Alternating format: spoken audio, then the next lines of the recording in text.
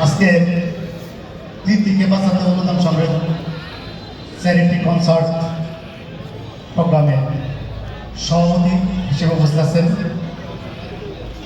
সাভার ৭ নং ওয়ার্ডের সাবেক কমিশনার খুরশিদ আলম মামা। প্রধান অতিথি হিসেবে উপস্থিত আছেন সাভারের মামাটি মানুষের নেতা, সাভার থেকে নির্বাচিত বারবার জাতীয় সাবেক সদস্য, আমাদের প্রাণীর নেতা, সকলের প্রাণীর স্পন্দন একাদম সালাউদ্দিন বাবু ভাই উপস্থিত, সাভার পৌরসভা বিএনপি সেক্রেটারি জনাব বদির ভাই সহ উপস্থিত নেতৃবৃন্দ, উপস্থিত দর্শকবৃন্দ এবং বিভিন্ন এলাকা থেকে আগত নেতাকর্মীবৃন্দ সকলকে সালাম, আসসালামু আলাইকুম। আজকে একটা ব্যতিক্রম ধর্মী প্রোগ্রাম, একজন মানুষকে বাঁচাতে আমাদের এই প্রোগ্রাম। আমরা মুসলমান, কখন কার বিপদ আসে এটা বলা যায় না, মানুষ কখন কাকে ধনী করে কখন কাকে গরিব করে এটা বলা যায় না। যার সন্তান তিনি একজন শিক্ষক, আমি অবশ্য একজন শিক্ষক। শিক্ষকরা এমনিতেই মানবতার জীবনযাপন করে। তার একটি ছেলে অ্যাক্সিডেন্টে একটা পা হারিয়েছে, আর একটা ছেলে ব্রেন ক্যান্সার, এটা আমার জানলাম। আমাকে আমাদের নেতা ডাক্তার মোহাম্মদ সালাউদ্দিন বাবু ভাই এখানে আসতে বলেছেন, আমি ওনার ডাকে সাড়া দিয়েছি এবং এসেছি।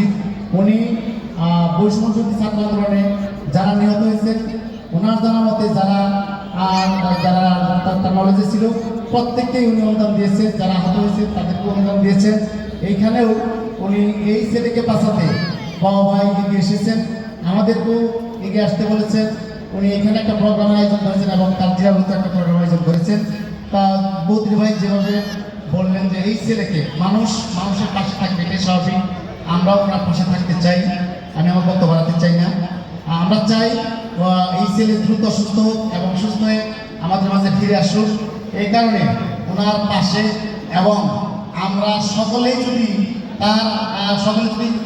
তার সাহায্যে হাত বাড়িয়ে দিই, যদি 10-এর লাঠি এনে বোঝা 10 জনের সকলেই যদি আমরা এগিয়ে আসি, তাহলে অবশ্যই তাকে আমরা বাঁচাতে পারবো ইনশাল্লাহ, তাই না? সকলে আমরা বাঁচাতে পারবো। তো আপনারা সকলে তাকে সহযোগিতা করবেন, আমরাও যেখান থেকে পারি তাকে সহযোগিতা করবো। আমার ইউনিয়নে আমি দেখবো এটা কীভাবে তাকে সহযোগিতা করা যায়। বিভিন্ন ধর্নাঢ্য ব্যক্তি ইন্ডাস্ট্রিতে আমরা যে তার জন্য ফান্ড সংগ্রহ করবো এবং যাতে তার চিকিৎসাটা সুন্দরভাবে চলে। আমি আমার পক্ষ থেকে আমি 50,000 টাকা তাকে, আমি অবশ্য প্রস্তুত নিয়ে আসিনি, আমি কালকে পাঠিয়ে দেবো।